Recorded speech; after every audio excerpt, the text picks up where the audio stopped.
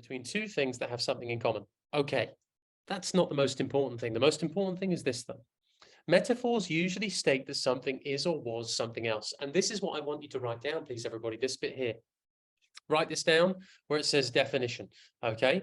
Metaphors usually state that something is or was something else. Yes, it's a comparison, yes, but we need to know that the definition of a metaphor isn't actually the essential piece of information we need. We need to know how to make these things. We need to become metaphor machines, all right? We should be able to just pump out metaphors like it's breathing, okay?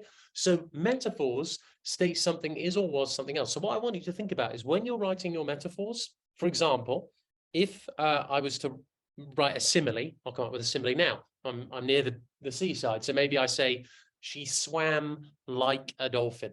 Okay, that is a simile because I've used the word like to make a comparison. She swam like a dolphin. Okay, to turn that into a metaphor, all I need to do is get rid of the like, okay, and the article a, okay, and I just say she was a dolphin. Actually, I don't get rid of the article. I keep the article.